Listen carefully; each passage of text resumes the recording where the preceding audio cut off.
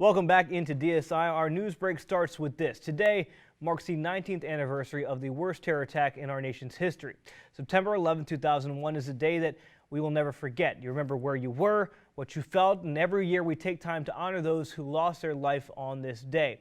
This year, of course, things looked a little bit different because of the coronavirus pandemic. This year, the annual reading in New York City was pre-recorded at the official commemoration ceremony where former Vice President Joe Biden and Vice President Mike Pence both paid their respects.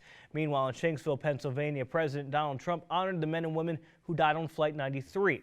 Meantime, in Washington, D.C., there was a wreath-laying ceremony to remember those who were killed at the Pentagon.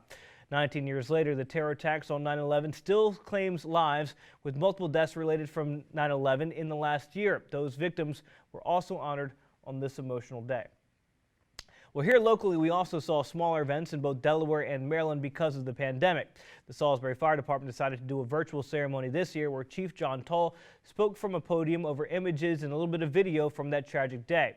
They say they planned this in advance and did a series of recordings over several days, and they say it was fitting to do this video to not only honor those who had lost their lives on that tragic day, but also to honor those who had lost loved ones.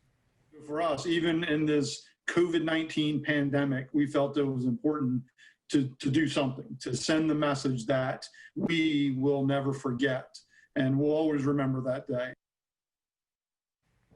If you haven't got the chance to view the 9/11 tribute by the Salisbury Fire Department, you can do so by heading straight to their Facebook page. Well, also in honor of 9/11, Operation We Care partnered with Parsons Cemetery in Salisbury to pay tribute to first responders. During a virtual video tribute that you can watch online, representatives of the Wicomico Fire and Sheriff's Department took time to honor some of the most historic firemen and law enforcement officers from previous years. Many of them dealt with monumental tragedies, including Salisbury's Great Fires in the 19th century, which twice destroyed the growing commercial hub. Organizers say the tribute is also meant to recognize the heroic actions of all the first responders during the pandemic. First responders, they're on the front lines of the COVID pandemic. We all know that. That's presented an additional challenge over and above what they normally deal with. The virtual tribute is about 8 minutes long and is available on YouTube. Of course, we have a link to it on our website, 47abc.com, and to all of our first responders watching, thank you for your service. Well, in Wicomico County, health experts say they see similar trends locally that were reported in the 2020 National Youth and Tobacco Survey, which shows that vaping is down among the youth. A doctor with Tidal Health Peninsula Regional Medical Center says that prior to COVID-19, they were seeing hospitalizations from vaping injuries go down, and now they're not seeing them at all. Wicomico Health Department adds that teens may not be using as often because of flavored liquid vapes being taken off the market or because people are not sharing vaping devices as much during the pandemic.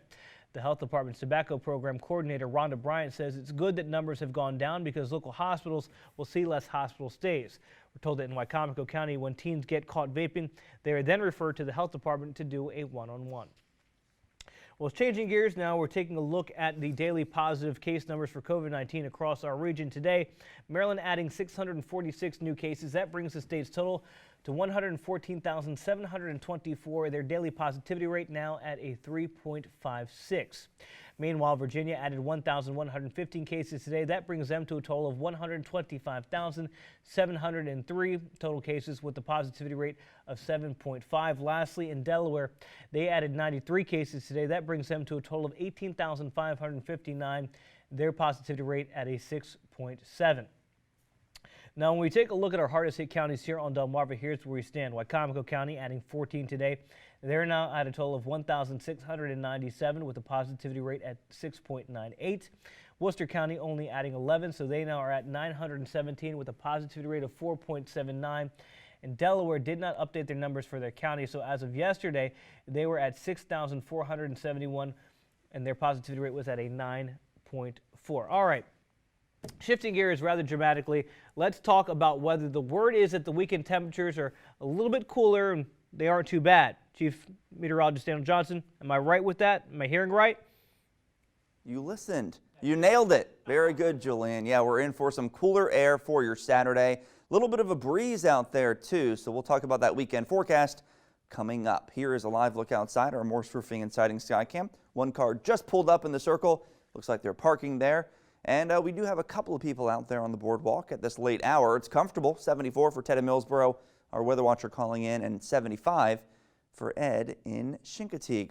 Wind speeds are coming out of the east and northeast, so off the ocean for the most part, and that will be the case into tomorrow. But the wind is going to pick up tomorrow.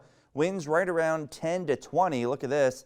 As we head through the afternoon hours, the winds will be picking up a bit. Again, coming in off the ocean, so that keeps temperatures on the cooler side, highs in the 70s, and then a bit of a south and southeast wind comes Sunday, and that will bump up temperatures a little bit more. We'll probably climb back in the 80s by your Sunday. So, satellite radar combined, we're looking at clearing skies slowly. Still a good amount of cloud cover because of that boundary that has kept the clouds and showers around for most of this week, but that boundary is now shifting farther off the coast, and high pressure is building in from New England, which means we're going to finally get in on a little bit of sunshine for at least the first half of the weekend. We're also tracking this system. It kind of popped up today. We did mention yesterday that there's an area of concern near Florida, and now it is a tropical depression, and it's gaining some strength and heading right towards southern Florida.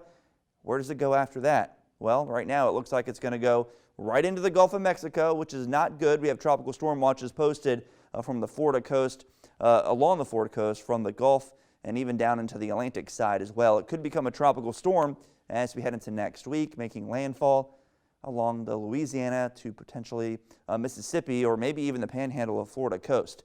So we're going to watch that. Right now it's just a tropical depression. Tropical storm Paulette. We're a little bit concerned about Bermuda. You can see that island right there, Category 1, maybe Category 2. Sorry about the timestamps here. They're kind of just over top of each other, but looks like it could be hitting Bermuda as we head into early next week. So we're going to watch that one.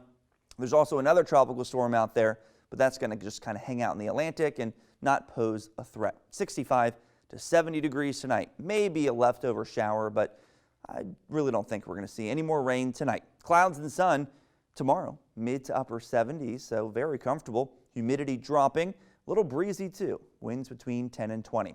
Here's a picture of handsome Max. Thank you, Debbie, for sending a picture of your dog. And we want to see your dog pictures. Email us, weather@47abc.com. If you're taking your dog out for a walk tomorrow, sunshine early and then some extra clouds during the afternoon. Quick look at that marine forecast. There is a small craft advisory for the waters tomorrow because of the wind, but we're going to stay dry tomorrow. Look at that. Some sunshine during the day, some clouds by the afternoon.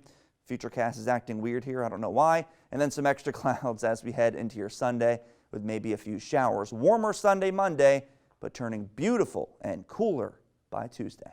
Julian? All right, Daniel, thank you. That's it for the news portion of the show. When we return, we're bringing you this week's Top Plays sponsored by Delaware Appliance. This is DSI. This is Mike Reddish for Bennett Football. You're watching Delmarva Sports Insider.